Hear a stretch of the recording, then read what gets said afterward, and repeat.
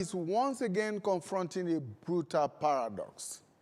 A state that appears increasingly assertive in the courtrooms, yet persistently overwhelmed in the field. In a dramatic show of judicial force, over 386 terrorism suspects were convicted in a sweeping 4-day mass trial in Abuja last week, part of more than 500 cases brought forward by the government, with sentences stretching up to 20 years. The message from the state is unmistakable. Justice will be swift, visible, and uncompromising. But beyond the courtroom walls, the violence has not paused, even with the release of a list of 48 individuals and 12 entities alleged to be terrorism financiers and sponsors.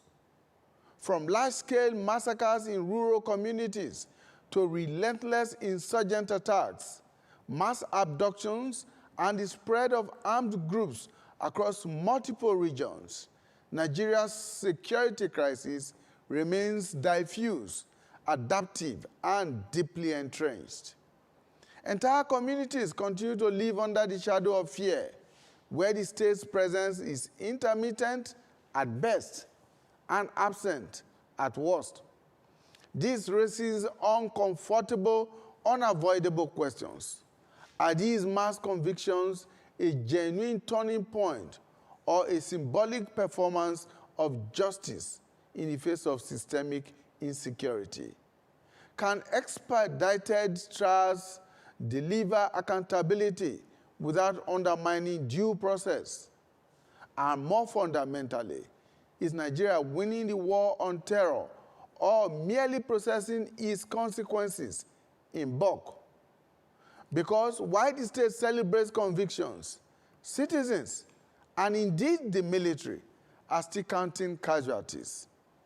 Today, we shall interrogate the widening gap between justice delivered and security experienced, and ask whether Nigeria is building a safer nation or simply becoming more efficient at documenting its failures. These are the issues before us today. And I'm joined right here in the studio by a lawyer and a security analyst, one of our regular faces on this program. And I'm talking about none other than Michael Mbanefo. Mr. Michael Mbanefo, like I said, is a lawyer and a security analyst. Thank you so much for joining us. Thank you very much. And we will also be joined virtually from Port Harcourt by Precious Elekima. He's a human rights advocate and is of the Institute, the U.S. Institute of Diplomacy and Human Rights. Thank you so much, Mr. Elekima, for joining us. Thank you very much. Welcome. And we're joined from Kaduna, in Kaduna State, by Dr. Yahuza Getso. Dr. Getso is a security expert and a regular face on this program. Dr. Yahuza, thank you for joining us. Thank you for having me. Good afternoon, all of us. Great. It's good to have all of you join us. So let's go straight. And my first question to the three of you will be to ask, are the recent mass terrorism trials and convictions that we have seen, is that a breakthrough for Nigeria's counter-terrorism efforts? Do you think so? When you mean breakthrough, I wonder from which corridor you are approaching the current convictions that are being secured. The corridor from which I am approaching that is the fact that for years we have had suspects in detention, never tried. From one administration to another, they have been kept there, the trials have not been conducted, and now all of a sudden, over 500 suspects are put on trial, and 386 of them were convicted within such a short time. I am sure by the statistics of killings that has happened, particularly across regimented forces, from the DSS to the Navy to the Army to the Air Force and so on and so forth. There are people who has been decimated, and a lot of things has happened, and over that period of close to 11 to 12 years where you have had these people. This is the first time we're seeing in camera that certain persons are convicted. To me, if we want to be candid with ourselves, I want to look at it from the political point of view. They want to, they say you must be seen to be doing something. So I believe, without sounding any models, that the government want to be seen to be doing something. But if you want to prorata the casualty to what we call victory over convictions of those celebrating this kind of conviction, it's very ridiculous. Very, very, very ridiculous. Lekima, Mr.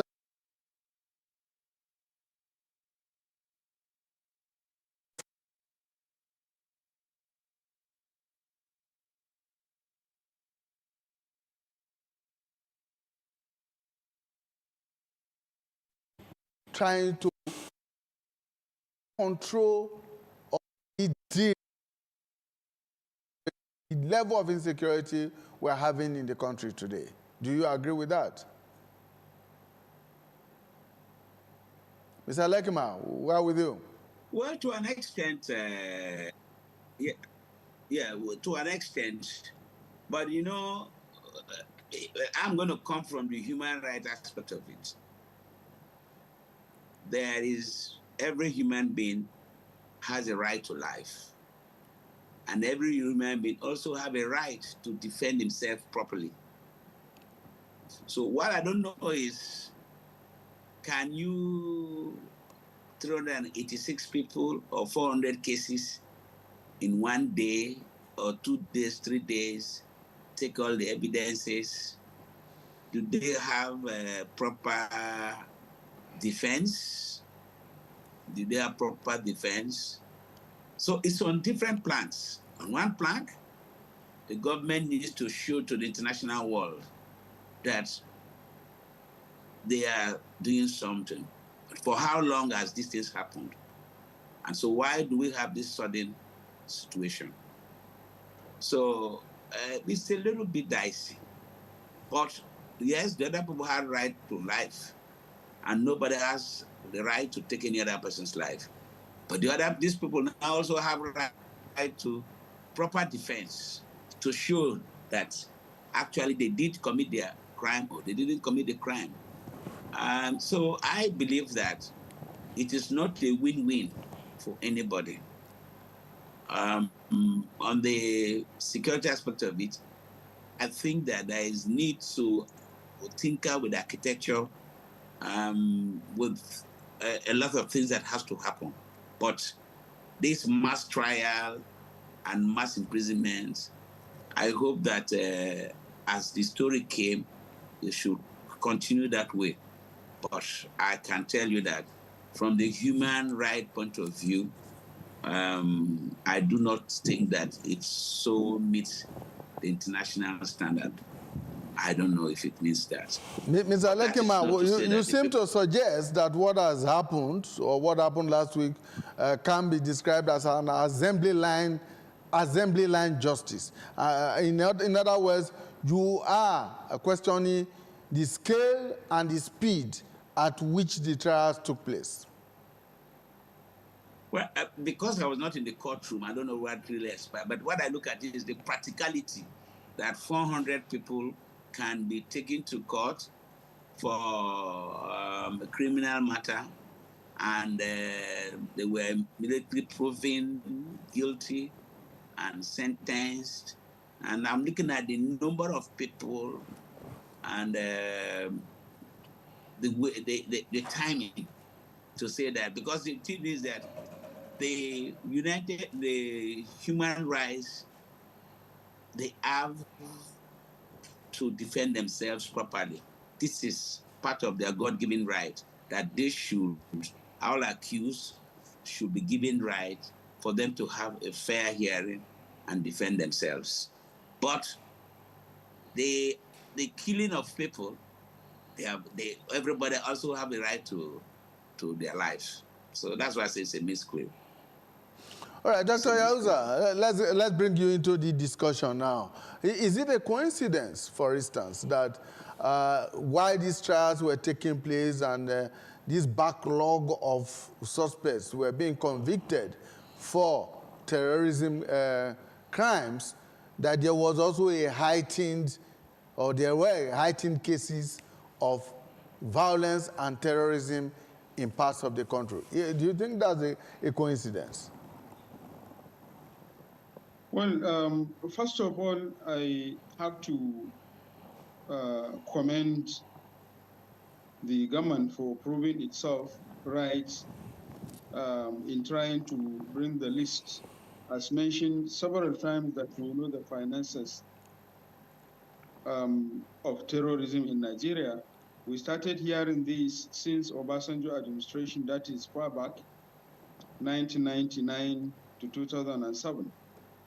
We have heard it from the following other governments that have followed.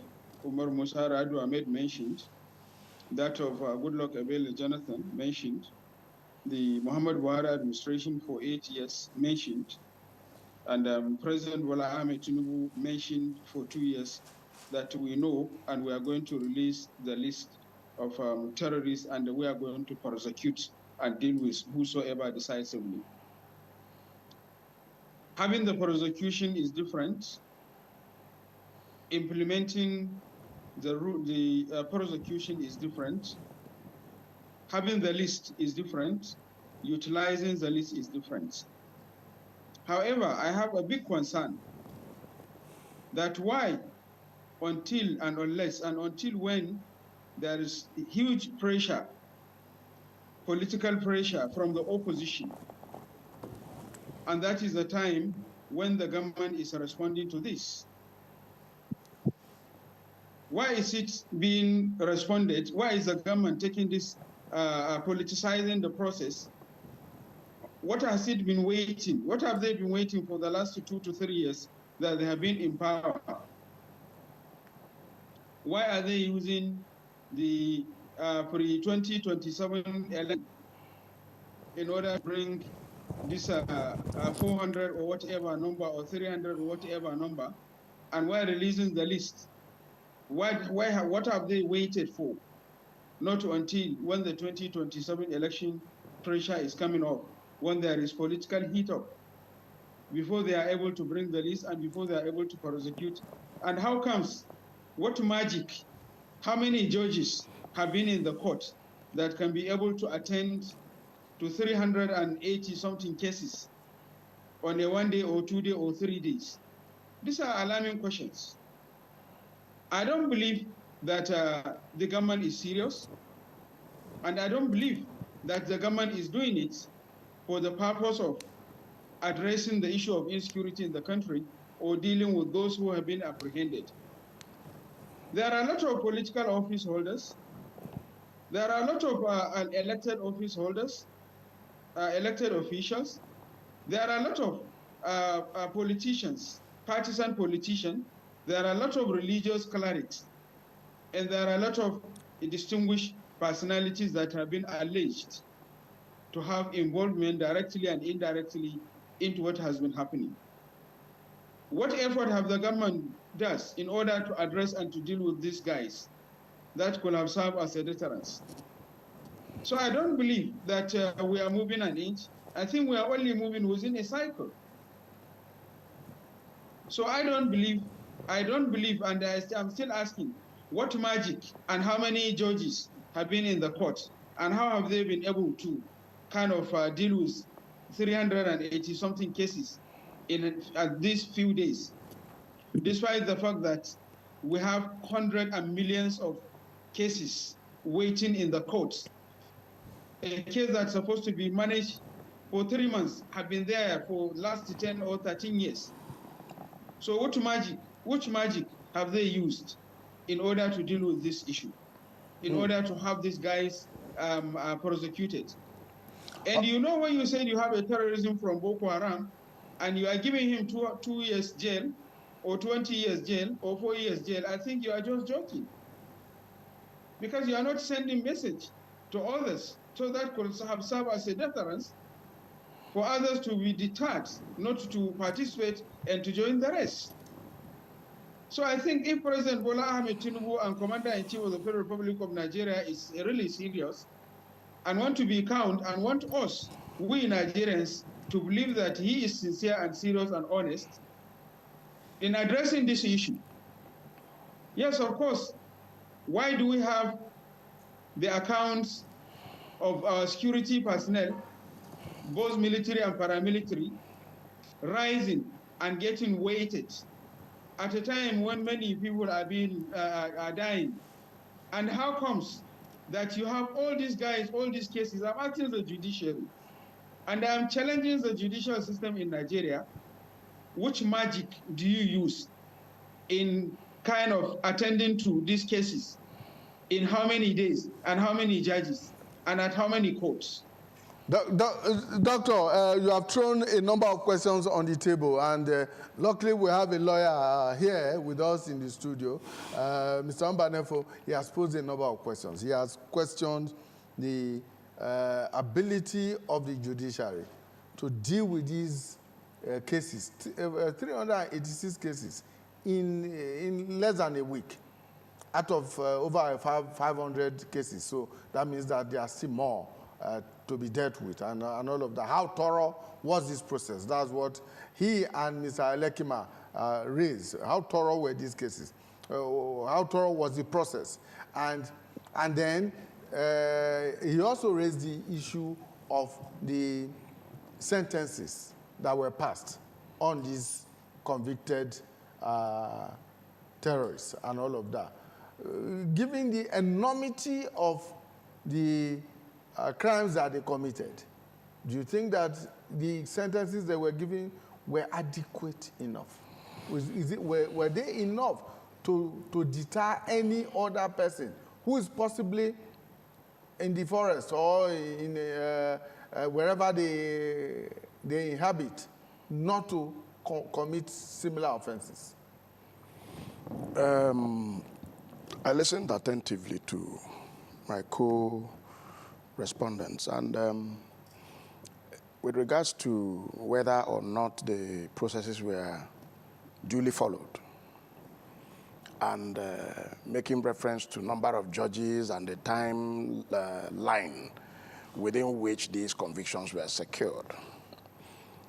First and foremost, when the Federal High Court is a court of summary trial. It is not expected that once a charge is being read and a suspect or a defendant takes his plea, the next thing is trial. And this happened between a period of, let's say, 5 working days, right?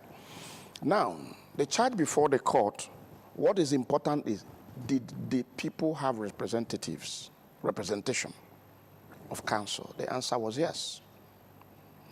Were their charge sheet, whether defective or not? The answer is yes. Did they take plea? The answer is yes. The court is not magician. They can't give you what you don't ask for. Most of these people who I have seen in the screen here, appearing to be terrorists, if peradventure they were arrested 13 years ago, I would want to doubt so much if these were people who were under incarceration for 13 years. Looking at their faces, you will know that these would have been children then. So if you bring them to court and they take their plea, mind you, most of them are illiterates. Did you commit this? Were you caught? Yes. Did you commit this offense? Yes. The court has the right to convict on the grounds of guilty plea.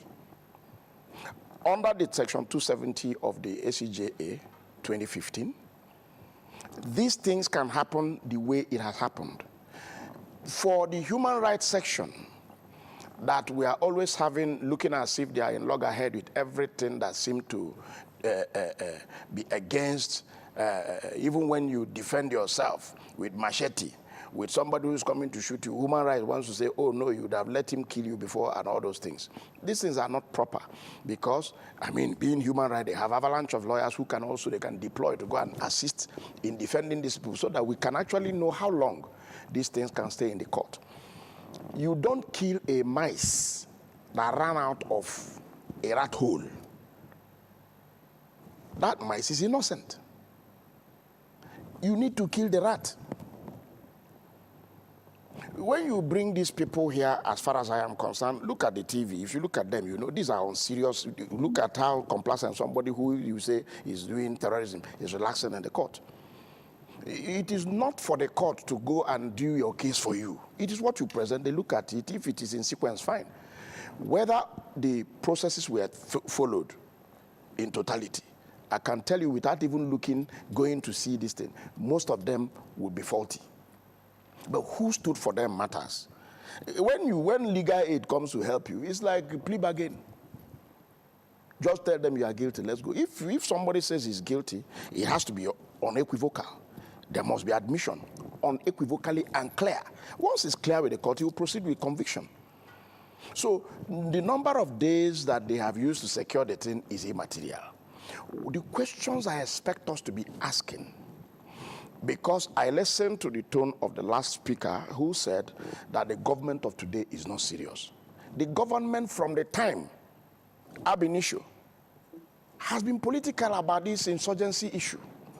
It didn't start with Tinubu. He's just 2 years in the office. I'm not holding brief for him, but just like the time Obasanjo was in the office when they were trying to bid for third term, the then Senate president said, if you want to support third term, stand up, raise your hand and say, I, so and so person, on behalf of my people who has directed me to vote for third term, raise up your hand and say it to the screen, so that if you go back home, they will hold you accountable. The same approach is what I expect all these people in the parliament to come and vote and say, look, we are not having enough breakthrough with this insecurity. I, so and so person from Gombe, I, so and so person from Bauchi, I, so and so person from so and so 36 states plus 1. Vote that if you go to a place that has been totally decimated, especially when they kill a serving military general, it's like killing a state. You run them over. There's no negotiation with terrorists, for God's sake. So the actual terrorist that is causing this problem and doing this movie magic in the court is the state of Nigeria. Until we say the truth to ourselves, we can't make any mean. How do you explain you bring a terrorist who you liken them like a courier in drug cases? You catch somebody who carried drug, maybe he knows, maybe he doesn't know. Then you leave the baron.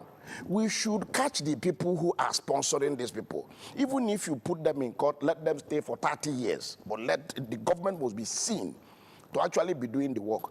And in addressing the issue of number of days they stand in court, we're talking about justice and the jurisprudence of Nigeria, of any country that is developing, that has proper legal system. Justice must be, law must be according to justice and not justice according to law. Because human rights is actually based on, even if the person killed the president, you must give him right to this, right to this, right to this. What is the justice in it? Justice must be seen to be done. I'm not speaking legal, well, we don't call it jargon because that's the industry I belong in. Speaking legal romance over issues that are very serious. Look at the service chiefs. I have said it before in this studio. When you are in a regimented force and your principal has no political will, you will be a ceremonial buffoon. You cannot do anything, no matter how intelligent, no matter how operational sagacious you are. You must emancipate from mental slavery. We are ridiculing ourselves in this nation. These people, characters they put there and say they are terrorists, let us be seen. As far as I am concerned, is a political statement. There's no work done. we must nip it on the bud. If it is Lagbaja that is causing the problem, arrest him, stand these children to testify that he is the one. Now, closely related to that is the fact that within the same period, just over the weekend, for the list of 48 individuals and 12 entities were rolled out by the government to say these are suspected financiers and sponsors of terrorism. Dr. Getso seemed to say in his response that, look, this is not enough. I mean, how many years does it take to identify who the main sponsors and financiers of terrorism are? Let us even begin with 12. When God was going to destroy Sodom and Gomorrah, he told his friend, Abraham, I'm going to destroy Sodom and Gomorrah. He said, why? There are great men and women there. Why do you want to do this thing? He said, give me as many as you can. He said, I can bring 1,000. God said, bring 100. He said, you mean I cannot bring 100? God said, okay, even bring 10. Until he now narrowed to say, what about my brother Lot? I don't know whether you understand me. If you catch 48, if you roll them out and say they are terrorists, you do the needful. Our problem is that most of these appointments are based on sentiment, based on a reward system, based on a quota system. We have a problem. Listen, let me tell you. The boys you bring in the court, the so-called terrorists you bring in court will be laughing at you that brought them to the court because they know you are not doing anything. Sentencing these people who are naturally homeless to 20 years, you are doing no work. You're only providing shelter and food for them and Medicare. Somebody is homeless. You arrest him and say, I've jailed him for 20 years. You have provided accommodation for 20 years. He will not do any work. If he's a beggar before, he will not beg again. So you're not doing any work. It is only when you catch a sitting senator who is bankrolling terrorism with handcuffs, leg chain, then people like us will come and clap. Are you getting what I'm saying? That is when you will know that there is judicial process. Because he will file all manner of documents. Even when you catch him with gun, he will tell you it was a then gun. And even when you're looking at an AK-47.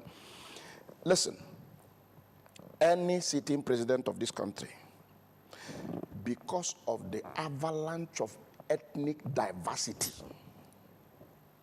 will find it almost difficult to tackle and nip insurgents on the board unless he blanks his mind and say, it doesn't matter whose source is God. Let us face it. Goodluck Jonathan was once accused of trying to wipe away the North because he went all out. He went back. We must remove ourselves from ethnic interests and face the Nigerian state. Patriotism, love for one's nation, not love for one's ethnic group. If we don't do it this way, we're wasting our time. The judges, as far as I am concerned, they are expected that if you bring a case before them, they must deal with it according to what they see. I can bet you that if there's any son who had appeared for any of those boys, it is possible that the person who they appeared for, even if I chose to appear for any one of them, you won't secure conviction just like that in a case I am in. It's not possible. You have to follow due process. How did you take their statement? When did you take their statement? How long have they been in detention? Who was the lawyer that was there when you were taking their statement? How long? There are so many questions. If anybody wants to appeal this case, I can bet you most of them will be thrown out on appeal. There's no due process. But let's leave that one aside. Whether the judgment is right or wrong is a judgment, and it must be complied with. Okay, Mr. Alekima, let's bring you in now because it does appear that those who were convicted last week, the 386 of them, are just small fries. They are the foot soldiers of the financiers, sponsors, and even the main terrorists. Errand boys. Well, he says they are the errand boys of these groups and all of that. Now, why those who are financing them, those who are sponsoring them, are walking free and all of that? Those who are arming them are walking free. So, 48 individuals, 12 entities. Where if and when they are brought to trial, do you think that will in any way impact the war on terrorism? and reduce the insecurity in the country today? I have had all my colleague speakers. I can tell you for sure that what is wrong is quest for power, quest for political power, quest for economic power. That is what is wrong. You have terrorism in politics, you have terrorism on the ground. So what are we talking about? If you want to now unveil the identity of the masterminds, then you may have to sweep away almost 50 or 60% of the ruling class. And so otherwise, if you have gotten the sponsors and these are their identity, these are their names, it is easy now to charge all of those people to court, because that's the root of it. Like all the speakers have said, these are homeless people. They are looking for ways to survive. You take them from begging alms and non-place to sleep to now permanent houses to sleep for them to rot and die with it. Meanwhile, the major financiers, the people behind the team, are smiling with good sweets, good agbadas, flying. With all due respect, yes, they tell them, but sincerely, is that the solution? That is not the solution. So accepting what they have said, but they now have to okay, they have listed the names. Who are the people? Who are the people? For example, we have the names of one individual who was in Finland. He's already convicted 10 years. So do we have an extradition arrangement, the agreement with Finland to bring him back to Nigeria for trial? And then for them to accept, they must be satisfied that the person will have fair hearing. If they believe that, if they see what has happened now, that people went to court and within 3 days to 4 days, they had cases had been concluded, convicted, then the countries will say, no, we have a problem of how the cases were handled. So we will not extradite the person, assuming if they were extradited, if they have to insist that they must extradite some of them.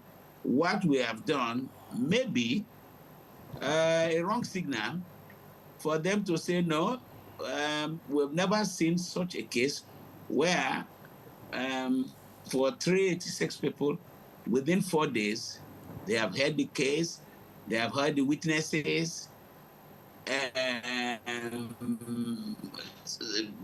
with preponderance of evidence tilted that they committed a crime, maybe they on plea, guilt, and all that. So I think that while we are clapping that this has happened, we also now see that we have created a loophole for some of the organizations and some of them that are in other countries to make a case to say that, look, this country cannot guarantee fair hearing and fair trial. This is what I think we are walking into. All right, Dr. Getso, let's bring you in at this point. Again, I'll ask you whether there is any relationship between... The other aspect of it is that created by terrorism of our finances. Yes. You say what? Mr. Lekima, yes, we're listening to you. Yes. You say whether any relationship between the two? Yes.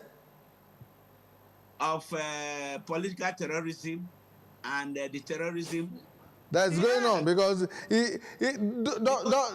does this trial have any political undertones as suggested by Mr. Mbanefo? Is there a possibility that because we are moving towards another election and therefore government is under pressure one way or the other to show some evidence? We have international pressure. We have international pressure, as it were, talking about persecution, talking about terrorism. You can hear the U.S. Embassy saying, oh, the country is not safe. They need to pack their load and leave and keep 25% of workforce or whatever. And other embassies may soon follow. You have the opposition parties now singing the chorus of peace security, and then Nigerians are also saying the place is insecure. Then their place also is secured by what Nigerians want to eat. Nigerians have no food to eat. So we have terrorism in everywhere. But now the government also needs to show that they are working hard. One, there is flash of news that the U.S. aid to president had commended Nigeria for having a lot of convictions. Those kind of things, the government has scored some points. Let it be that the points they scored also manifest in Nigeria that actually this is a kind of victory that has been achieved. If it will go and stop the killings in Borno, in every part of the country, then so be it. But there is a great doubt. If they have brought out the names of those who are financing them, then since they got a way of getting those names, are the people in Nigeria, are the people not in Nigeria? If people are not in Nigeria, then look at the countries that you can approach and say, okay, extradition. If the people are in Nigeria, where are they? Declare them wanted and go after them. And then now, when you hurriedly imprison these people now, where will corroborate the statement that they send them to go and kill somebody? Do you have a statement from them that say, how do you come about the guns you use? Because most of those boys can't even afford a catapult. Now they are having guns, motorcycles. Who gave you the motorcycle? Who gave the guns? Now a thorough statement from those boys will reveal how they got it, and from it will now be a loop from one person to the other. But not to have hurriedly convicted the people. If they have already convicted the people, so the people you want to bring now, where are you going to have the statement that connects them to this? If you have somebody from Zamfara, and he's able to mention, based on interrogation, he's able to mention 1, 2, 3, 4, 5 people. He mentioned them, you arrest those people, you go until we know the source of the monies, the source of those motorcycles, source of machine guns. Then you now pick one big man who have provided these resources. When you that big man, other big men around that area will run at these people. The big men are just laughing and joking because they wanted these people to be in jail, because all their fears before these people are convicted, let these boys not mention my names. Now they have succeeded in jailing them, and then the people's name will not be mentioned. But if the trial was going on for a while, and they're examining their statements, because there's no way these boys will not mention the person who gave you this gun. The person will say, I bought it. You bought it to where? Somebody say, I bought it here. You paid cash or by transfer? The person will say, I paid cash. Where did you buy it? You go to the seller. The seller, you sold those guns? Yes, I sold the gun, or I did not sell the gun. Okay, so Mr. Lekima, let's bring Dr. Getso into this matter, because I want to inquire whether there is a link between these trials and convictions that have been secured by government and the list that was released by the government. Is there a possibility, Dr. Getso, that perhaps this list was generated from confessions by these terrorists that were convicted and sentenced? Is there a possible link? And do you think, a second aspect of, second part of that question is, do you think that communities, affected communities, will feel any safer now that these people have been tried and convicted, or with names of sponsors and financiers now released and made public? Do you think that those communities that were affected, both in the past and in the present, will feel any safer? Well, the reality is, to the issue of link, the answer may be yes and may be no. Why? Because before the conviction, government have made mention several times that we are going to release the list of terrorism financiers. So which means with this statement that has been credited to the government of the day, under the leadership of the Commander-in-Chief of the Armed Forces of the Federal Republic of Nigeria, Mr. Bola Ahmed Tinubu, it has been made very clear several times, months before this prosecution. So if this list, for any reason, may have any response to your question, the answer will be no. There may be 1, 2, 3, or 4, or few to the total number of the entity and the individuals that have been mentioned to have been financing the terrorism in Nigeria. There may be a link to this, but the link may not be that too significant. For the communities will feel more unsafe than being safe, simply because my argument is, if really these guys have been arrested 13 years ago, looking at who they are, it means they have been arrested as teenagers. If government of the day is really serious and is really committed to dealing and handling and managing the insecurity, having these boys, having these teenagers, or whatever names category you may give them, it's a huge opportunity in addressing the issue of insecurity in northern Nigeria, especially in the case of Boko Haram and the ISWAP in the northeastern part of the country, which is the most and bigger base of where they are. Why do I say so?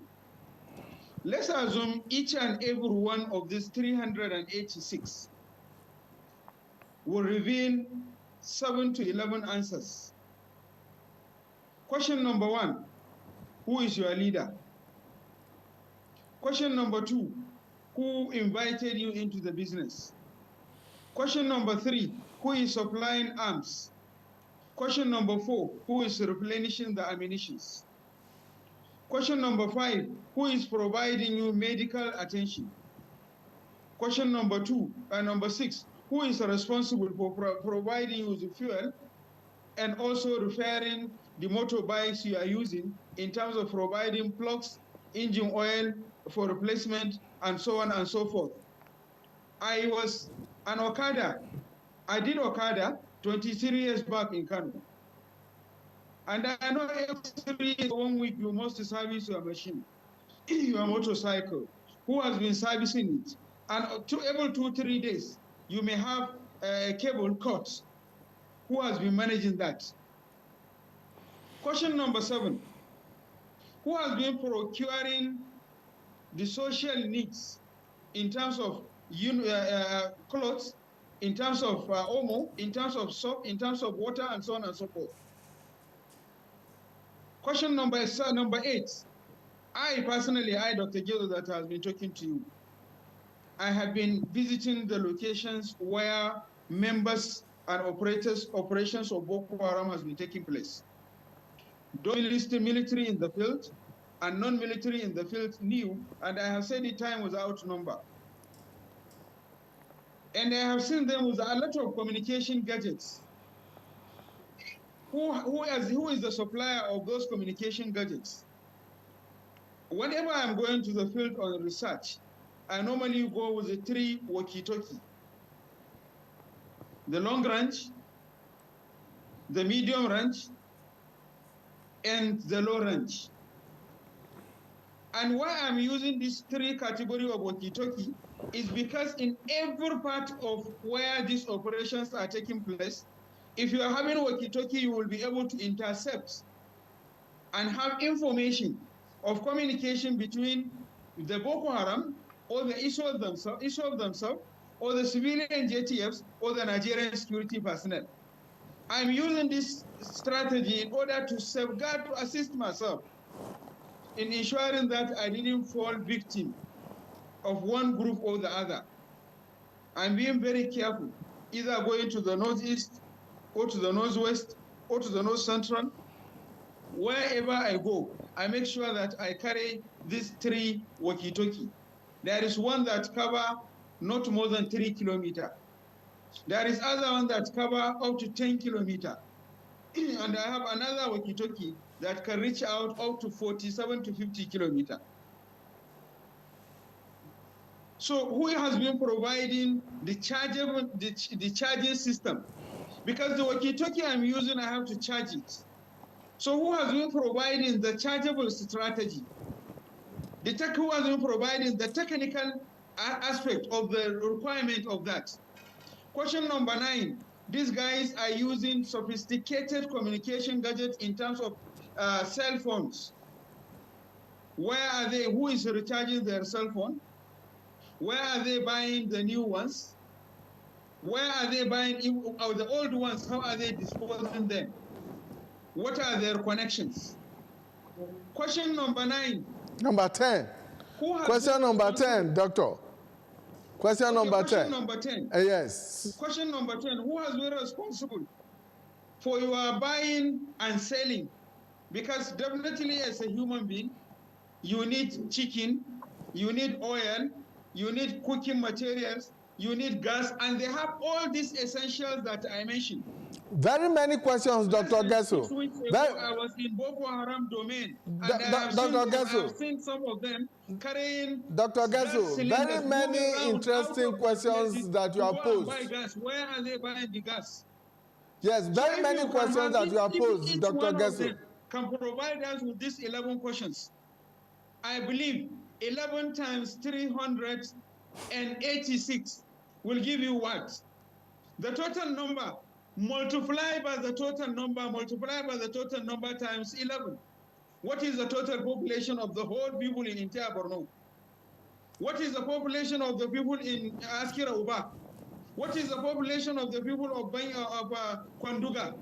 What is the total population of the whole local government, affected local government in Borno and Yobe?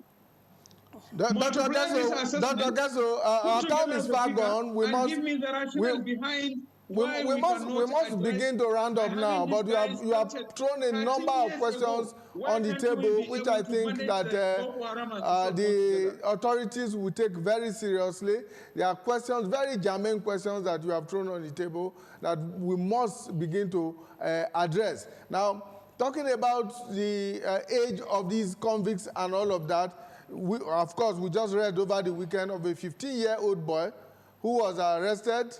That's after the Benishek killings of our military personnel, who confessed to being part of the group that killed those military officers.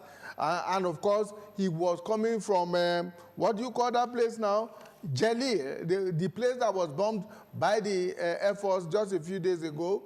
So there is a link between the Benishek killing of our troops and, of course, the bombing of Jelly, which is supposed to be a rendezvous, yes, for the terrorists. Sorry to interject. Then there must be an influence of drugs. If such a teenager will be able to carry AK-47, utilize it, carry a rocket, and be able to bomb Benishek. I know the base at Benishek very well. I was around the area about 6 weeks ago, like I said. I was in Benishek for 2 days. And I have been monitoring many things, and I have provided a lot of signals. And I want to tell you, if you don't know, and if even our viewers and listeners, if you don't know, Governor Baba Omar Zulum was at the headquarters of the defense, or either somewhere where he commiserated with the military and also paid a condolence visit. He was together with the local government chairman. He mentioned very clear that 3 days before these guys attacked the Bani Sheikh attack, there were intelligence, a clear and credible intelligence. What sort of country are we?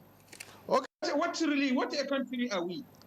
All right. If it means, and Dr. Getso, Dr. Getso, we must leave it at this point in time.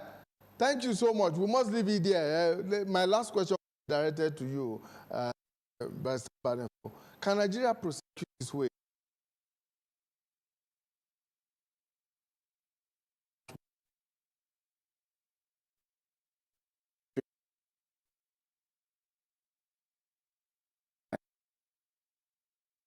Habit, but in the cool way. Look at when, say, if we say that these people have been there 15 years and now at the advent of Tinubu he wants to prosecute hurriedly, that cannot be hurriedly. It means doing what others cannot do. But how you're doing it, nipping the nail on the board is what matters. Location of these people are known. Who is sponsors are known.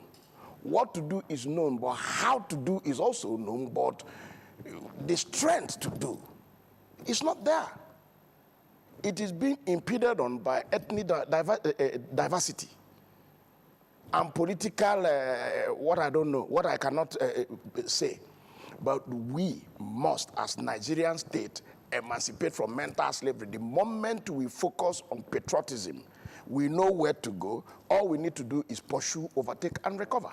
All right, thank you so much. We must leave it there at this point in time. Mr. Michael Mbanefo, lawyer and security analyst, joining us here in the studio.